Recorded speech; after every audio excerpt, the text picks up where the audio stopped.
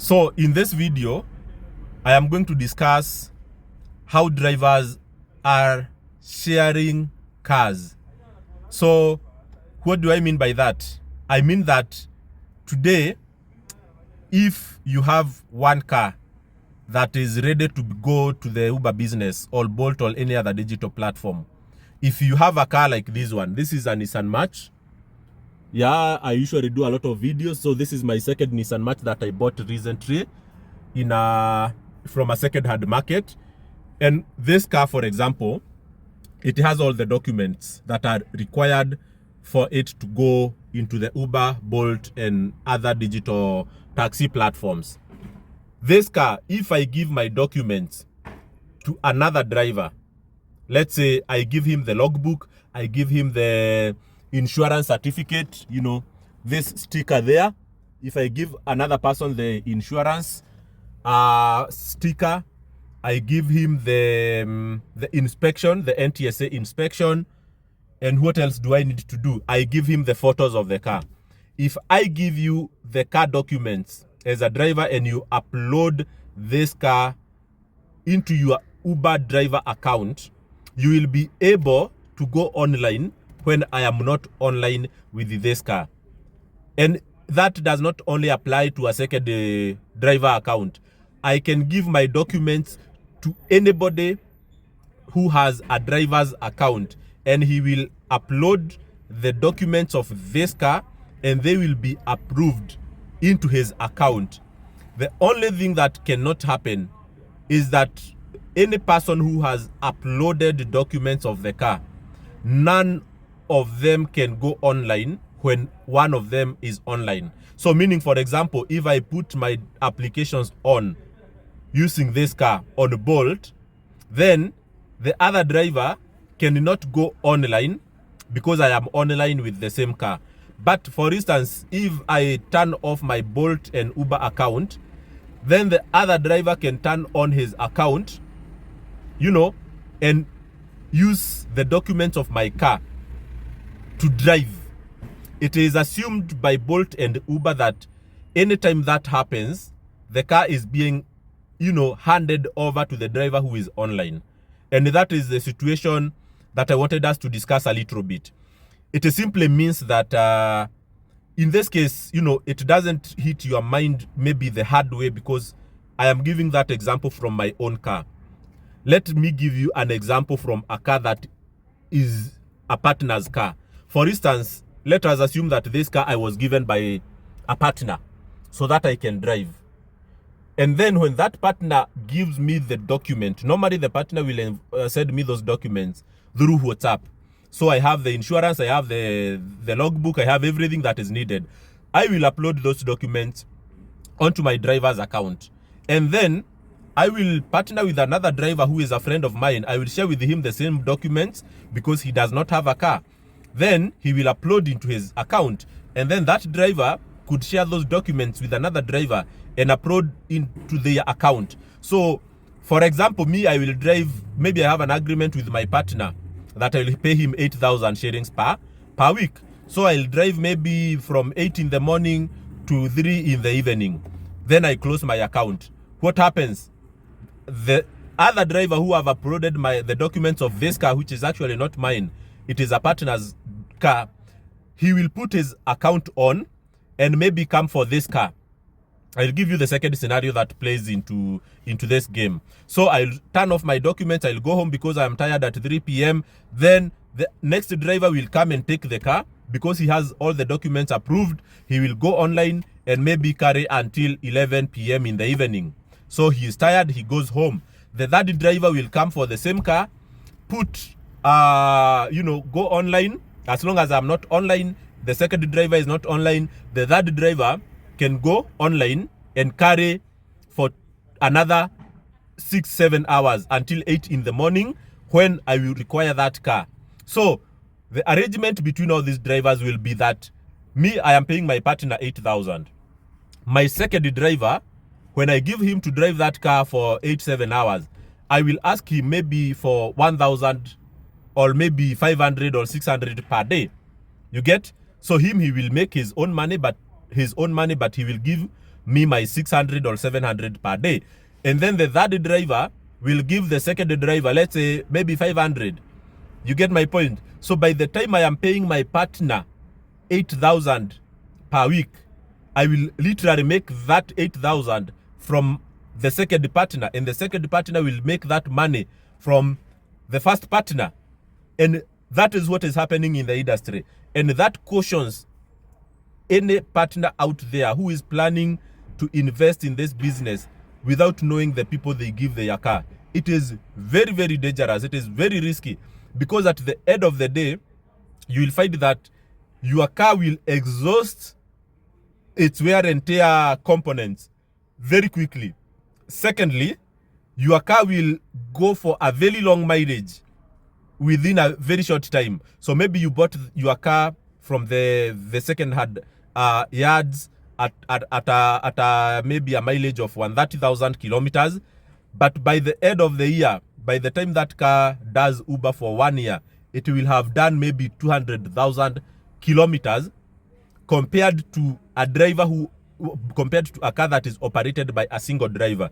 Because I gave you an example a very long time ago that a car that does Uber and Bolt and any other platform with one single driver full time, that car should not exceed 60,000 kilometers per year. That is the maximum that a driver can do. That is the hardest working driver, who is online Monday to Sunday, so that he works around 6 days a week. So if you find that your car does not average 60,000, then there are questions you should ask yourself. But I have seen the people that I have given my cars, they have done between 40 to 50,000. Nobody has ever actually exceeded 50,000 kilometers per year. So if you look at your car and you find that the driver you gave the car is doing more than 60,000 kilometers, then you must suspect that that car is being used by several drivers, and no sooner than later, your car will start asking for a lot of money for its upkeep and its maintenance. And I don't know, a lot of partners actually did not know this. And it is always good that I bring you this information, so that when you give anybody your car, keep a good tracker of mileage. Okay? Some drivers actually are very cunning. They will not always bother you for the service. You know, they will do the service themselves. So if it hits the 5,000 kilometers and then it needs the regular service, that is the change of engine oil and maybe the oil filter and the air filter, they will do that with their own money, because they don't want you to suspect that the intervals of service have really become very short. Because with this kind of utilization, where by even 5 drivers are using your car, you can be servicing your car every week. And because then they don't want you to keep track of how the mileage is going, some of these drivers will, get money out of their pocket and do the service themselves from the pocket without you knowing, so that they don't just disturb you every other time. So for partners, I always insist, unless you are just a person who takes risk without too much calculations, don't give your car to a person that you literally do not know.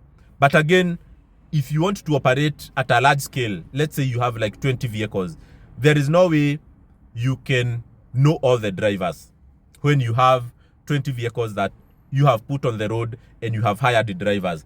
In that case, it is very good that you use a fleet management company. Don't go to the big ones like Fleet Simplify, because their model is still very exploitative.